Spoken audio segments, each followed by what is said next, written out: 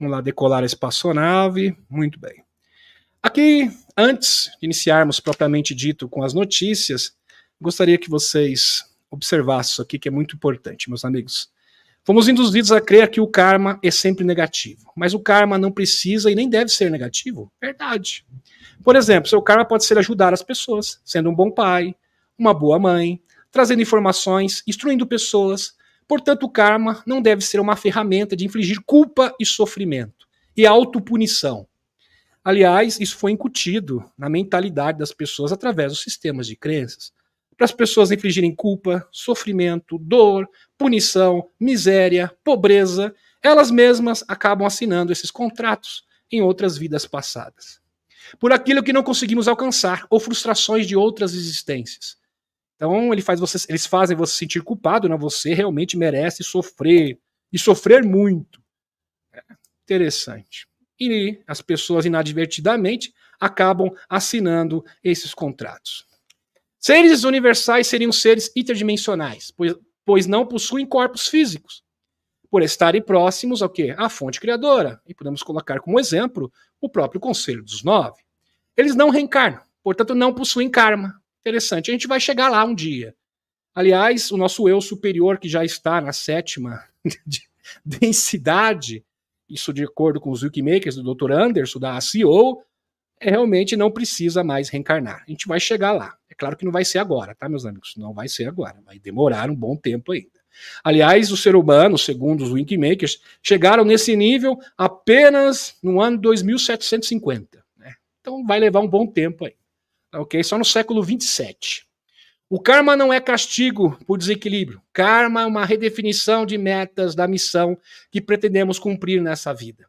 Isso era manipulado por seres negativos, induzindo karma de culpa e autopunição, impulsionados por sistemas de crenças. E isso você vai ter uma análise apurado, minucioso, no livro A Entrevista com Alienígena, que inclusive está disponível no nosso canal do Telegram.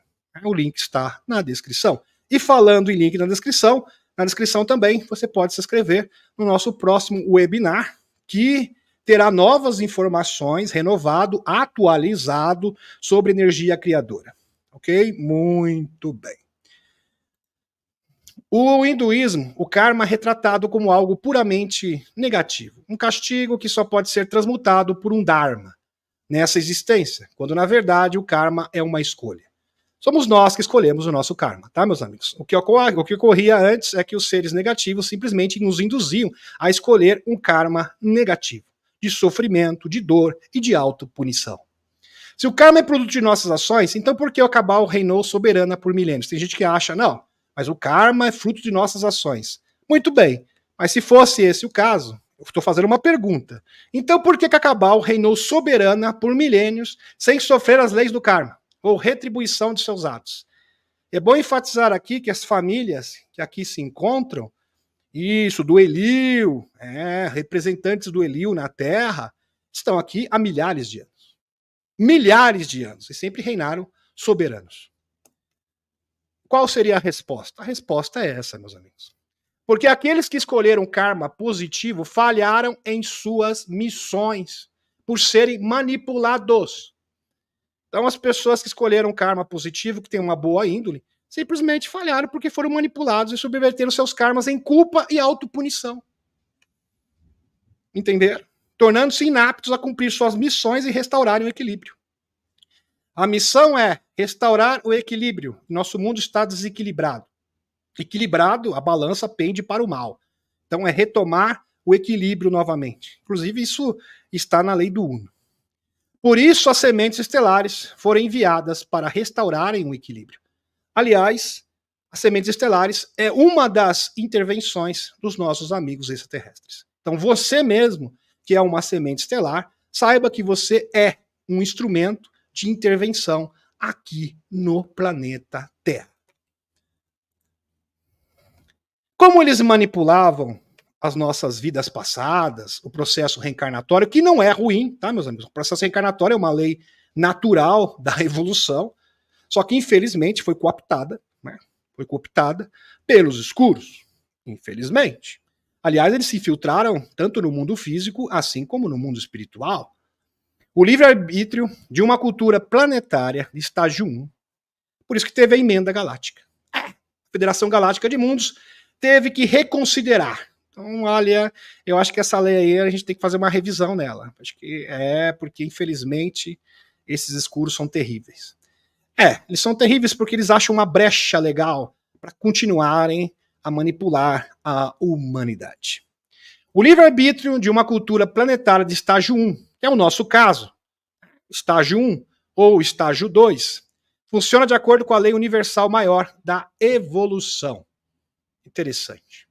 Quando não coagido ou influenciado por uma fonte externa trabalhando em seu próprio benefício, em detrimento da referida cultura menos evoluída, caso nós fomos influenciados por uma cultura superior, no caso, os reptilianos no passado, e seus representantes através das famílias. A manipulação do livre-arbítrio sobre uma cultura menos evoluída é anulada em relação à maior lei universal da evolução. Queira ou não, eles estavam interferindo, indiretamente, mas estavam interferindo sim, no processo evolutivo natural do planeta Terra. E nesse caso, considerado pela primeira diretiva como interferência, e a Federação Galáctica de Mundos reserva-se o direito de intervir. E essa intervenção já começou, meus amigos. Só que ela não deve ser truculenta. Ela não precisa ser truculenta. Diferente, por exemplo, Stemis 4. Stemis 4 é um caso totalmente diferente, distinto. Por quê? Porque ali foi uma invasão direta. Uma batalha. Os Sicars estavam lá para arrasar o planeta. Aí tiveram que recorrer aos Negumak, teve a evacuação do planeta. Aqui é um caso diferente. Aqui na questão é simplesmente uma questão de consciência. Não adianta nada a Federação Galáctica de Mundos tomar esse planeta se a população simplesmente dizer não à Federação Galáctica de Mundos e falar, nós amamos a Cabal. Vocês estão entendendo, meus amigos? Não funciona. É livre-arbítrio. E a Federação Galáctica de Mundos sempre vai respeitar o livre-arbítrio. Por isso que esse processo de divulgação, o processo de exposição dos escuros é necessário. E ele está acontecendo. É um processo, claro, um processo que é um tanto doloroso, não é fácil, mas, no entanto, é necessário. Muito bem. Palavras aqui da Helena Dana.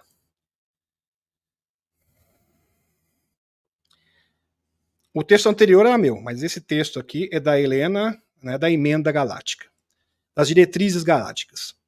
Bom, esse tema aqui, se você é novo no canal, pode ser um tanto nebuloso. Por quê? Porque você tem que conhecer as leis intergalácticas. Aí tem que conhecer a primeira diretiva, bonitinho. Né?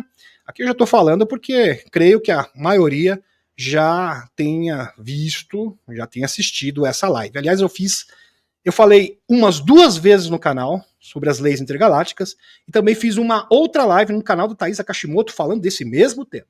Eu não gosto de ser repetitivo, entendeu, meus amigos?